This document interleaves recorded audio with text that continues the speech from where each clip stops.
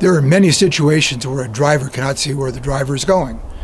That's when it's really important to use a spotter. It doesn't matter if the situation is in the rocks or up a steep hill climb or in ruts and bumps. It's really important to place your tires in the proper place.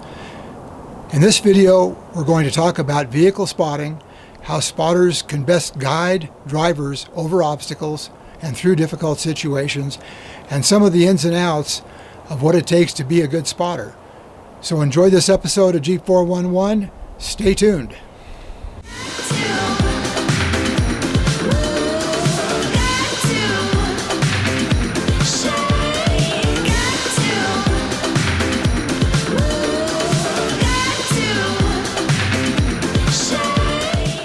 Well, today we're going to talk a little bit about spotting. And sometimes there are those of you who say, I don't need or want a spotter. Sometimes there are those that say, I don't need a spotter, and you actually do. I get that. Sometimes the challenge is getting through a line without needing a spotter. Sometimes it's just unavoidable. They can see things you can't unless you have a photographic memory as you've gone through the line. You don't know exactly where your rear is going to track in relation to your front. Is it going to end up on that rock? Or are you going to end up down here between those rocks balancing on your drive shaft, which we've seen that happen a number of times. It gets expensive. So a good spotter, and I preface that with good spotter, makes all the difference in the world. But you also have to trust your spotter and pay attention, because there's a lot of times that you think you know where your rears are tracking or even where your fronts are tracking, and you just don't.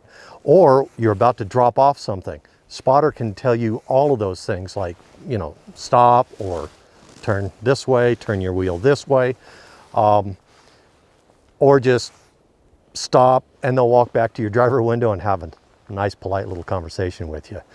Wendy does a lot of spotting, and she's really good at it. She knows the vehicles, she knows the different wheelbases, because as we've shown on other videos, how tires, the rear tires can track way inside your front tires if you're at full lock. And a shorter vehicle is going to be worse than a long vehicle. So a good spotter is going to know the difference. Also tires and how much you've aired down. She can see how they're gripping. There's a lot to it.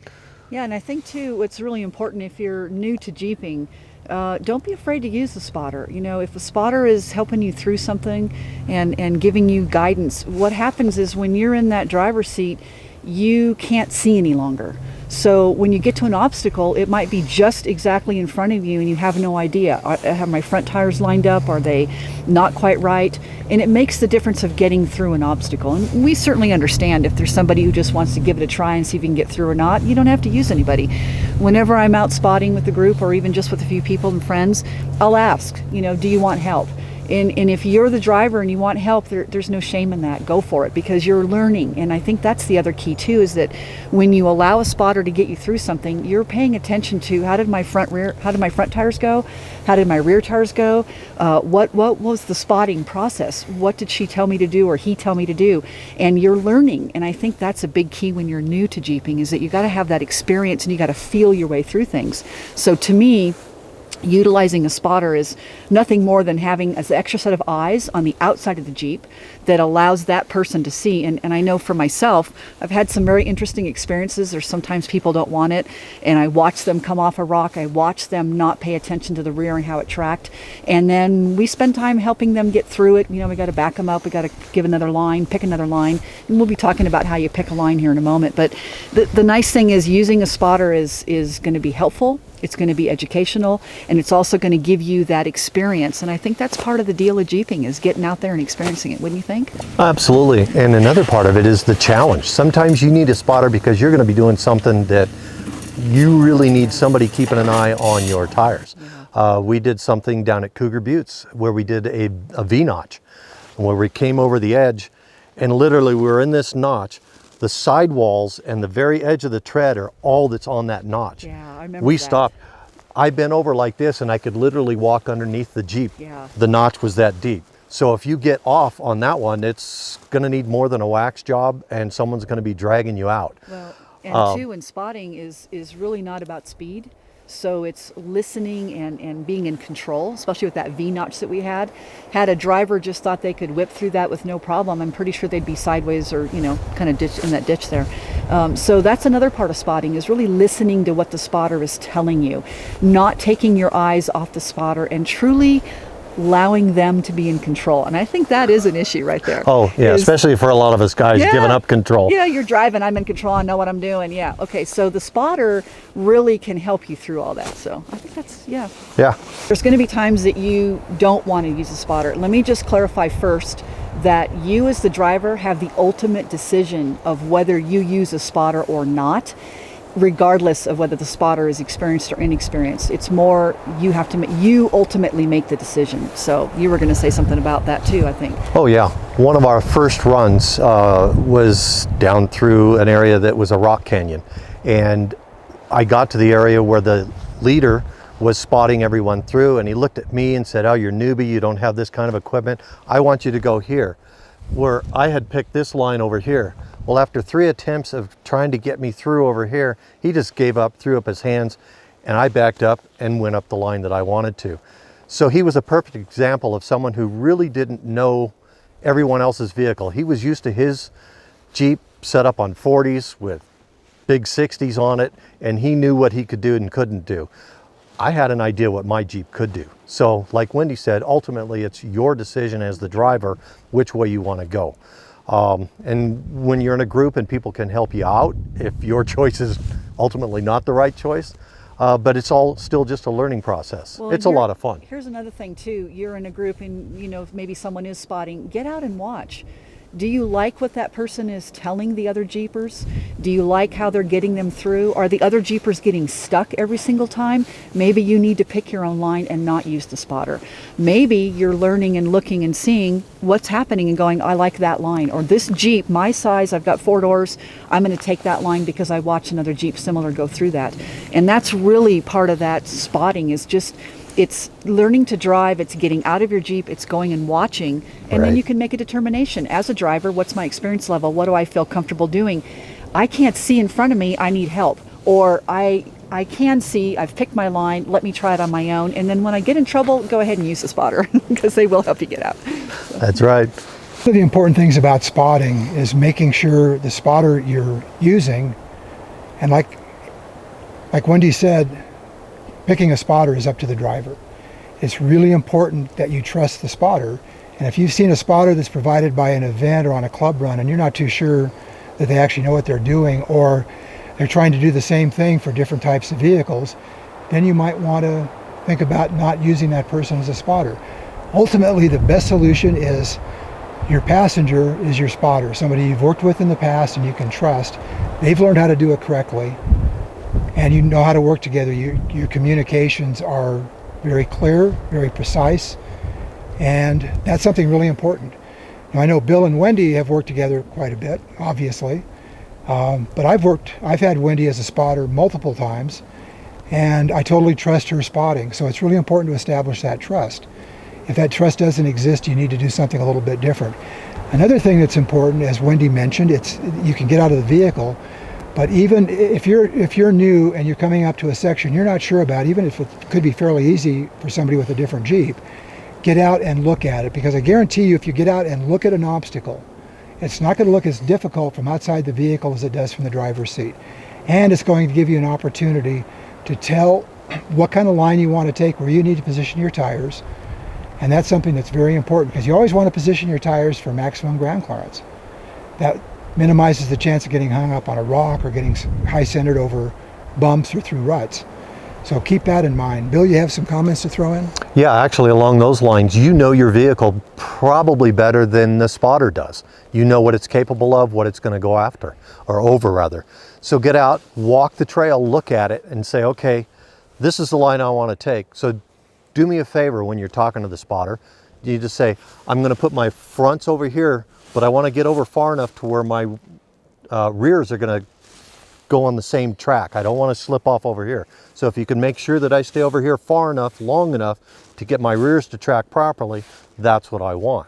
So it's not necessarily the spotter at that point picking your line for you. You've picked your line. The spotter's keeping you on the line that you want to stay on.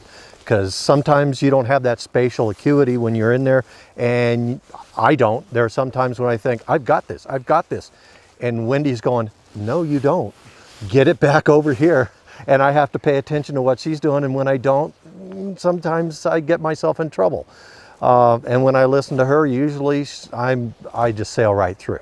So, but she's only putting me where I would have put myself anyway. So you can get out, walk it, say, okay, I'm going to put my front tire over here, right front over here, and the left front's going to be over here. And I know when this one's, because you might be getting really flexed, and you've got to really know when your tires are going to drop, front, rear, left, right. That's when you're getting into some, heavy duty rock crawling. So Anytime you're in a situation, it doesn't necessarily have to be rocks, but that's the most obvious. You want to try to position your vehicle on a sloped rock so that your vehicle is at the apex of that rock, at the top part of that rock. Otherwise, you're going to risk slipping off. And like Bill said and Wendy earlier, it's important to position the vehicle for the rear tires more than it is for the front tires. Because if you get the front tires up and they're starting down a rock as the rear tires are climbing up a rock and you slip off, now you are going to get high centered and you can damage things, and drive shafts are the most vulnerable component under the vehicle. I speak from experience. We won't talk about that. But I've broken a drive shaft on a night run because I slipped off a rock and I got a U-joint caught on a rock, and it just shattered the stub that goes from the U-joint to the drive shaft itself. So it can happen. So that's something you want to be careful about. Another important tip for spotters, you need to be able to look under the vehicle, and if you have to stop the vehicle you're spotting for and walk around, so you know where all the tires are and what's under the vehicle and what obstacles might be coming up, that's extremely important. Very few spotters do that. And that's when people get into trouble. And I've seen it happen time and again. In fact, we won't mention the event. It was in Big Bear on the Gatekeeper at John Bull. I saw a spotter watch for about 15 vehicles. 12 of those vehicles, he got hung up on the rear diff cover. I kept doing the same thing. The 3 that didn't get hung up, isn't that the definition of insanity? Doing the same thing over and over again, the guy, but I did, expecting different results. Yeah. And he kept getting the same result, except for 3 guys, and they all took different lines. They went on their own because they knew the trail, and they had the experience and the confidence to do that. So that's a case where getting out and watching what a spotter is doing for the people that are in front of you on a group run gives you a lot of insight into, do I really want to watch this guy and follow his directions? Bill? Yeah, and since we're talking about spotters, you need to, like Don said, select the spotter that you want. And you might be out there and there's just a whole group of people. Sometimes an audience on an obstacle that's part of the fun. You get out and you watch other people go through it. What I've run into is all of a sudden I have 4 spotters, and it gets very confusing because everyone's over here or out this window saying, no, this way, no, this way, no, that way. You have to pay attention to your spotter. And I've actually stopped and just said, thanks a lot, but I've got it right here. And otherwise it gets very confusing. And then we'll get into the communication part of it too. It's not necessarily verbal, but visual. A couple of things that does is, one, you don't get into the confusion of everyone throwing in driver or passenger or whatever, but you also keep your eye on the spotter instead of looking out thinking, well, I can do a better job than this. You keep your eye on a spotter if your spotter is nothing but visual. Yeah, and something to keep in mind is verbal communications. I am not in favor of verbal communications unless the vehicle is stopped and the spotter is at the driver's window having a conversation with the driver. Picking a line or talking about issues that might be coming up and avoiding the commotion that might be around you in a big event group run. So you're using that spotter as your eyes. In reality, the spotter is driving the vehicle. The driver is just a mechanism in the vehicle following the commands of the spotter. That takes a lot of confidence in the spotter, and you really need to have that, but it's very important. The common verbal commands are passenger and driver, and that's fine, but hand signals are much more precise, much easier to see, especially if the spotter is a ways away, and there are other people yelling driver or passenger and you're getting confused. If you just watch your spotter, everything will be fine. And as a spotter, if you see a driver you're spotting that you're not familiar with working with, if that driver is looking out when you're giving signals, if that driver is looking out the driver window, he's not watching you. And it's important that you can kind of keep eye contact. That's not always possible, but we'll go through some hand signals because there's some different ways to do that. But it's really important that everybody's on the same page. And the best way to communicate, I think, is with hand signals. Bill, you want to add anything to that? I would agree. Well, what I like about the hand signals, and I've learned that from you, you can do fine adjustments as opposed to driver, and that guy has no idea what you mean, and he's full lock, and now he's slipped off that rock. Well, you may want him to only turn just a little bit to stay on the apex of that rock, or whatever, out of that rut, or whatever you're trying to do. So you can do just minute little adjustments, or you can say like this, which means go to lock. I need you to get over there. Yeah, and you're giving direction and how much you need to turn the steering wheel. Right. Most people tend to steer far more than they need to. And if you say driver, then what does that mean? Or you can say a little driver or a lot driver, but that still is kind of subjective. Who knows? Yeah. So you really want to be precise. And I like using hand signals where the driver can mirror what I'm doing with my hands. So if I'm turning this way, it totally eliminates the confusion. You can point, that's fine, but you can point a lot or a little bit, but make sure if you're using those kinds of hand signals where you're pointing, don't be mamby-pamby about it. Make sure the driver can see what you're doing. You don't go, because that looks kind of confusing and dumb. It is confusing, and it means something different to everybody. Yeah. So the hand signals do that. Plus, there are some other hand signals that are actually very effective, because if the driver can't hear you, or if you don't take the time to walk and have a conversation, especially when one tire is climbing up an obstacle, be it a big hump or a big rock, I will point at the tire that's coming up that obstacle or rock first. I'll point at that so the driver knows it's coming, right. And I'll do this so he knows he's coming up on that rock. Same token, when he's going down, I'll do this. If it's both rocks, or if they're coming down, and I'll usually tell the driver verbally, be really hard on the brakes when you're coming down. And I don't know about you, but I like to use left foot braking when I'm climbing up rocks. Absolutely, I'm 2-footing it completely. Yeah, and up you want to or explain down. why? Well, yeah. One, if you're in 4 low, the Jeep has so much torque, you can get up and over a rock, and before you can get your foot from the throttle to the brake, you're past it. You've messed up your line, or you've left the drive shaft somewhere. Exactly. So 2-footing it is so much easier. I know on my JK, when I'm in 4 low, the throttle response, it doesn't back off that fast. So I've got to really be on the brake to sometimes keep myself from going over that rock. So 2-footing it is much better. You are not fast enough. And the key to that is you want to control power with your right foot on the accelerator, on the throttle, and speed with your left foot on the brake. You can modulate the brake pedal and control your speed down to 1/10 of a mile an hour when you're just creeping up something. And that's something that's extremely important. Another factor that's really important about left foot braking, when you're going up a rock or especially a hill, anything that's maybe slippery where you're going to lose traction, applying a little pressure on the brake pedal is going to reduce wheel spin, reduces the chance of wheel spin. So that, in fact, we actually call that a poor man's locker. We'll go into lockers some other time.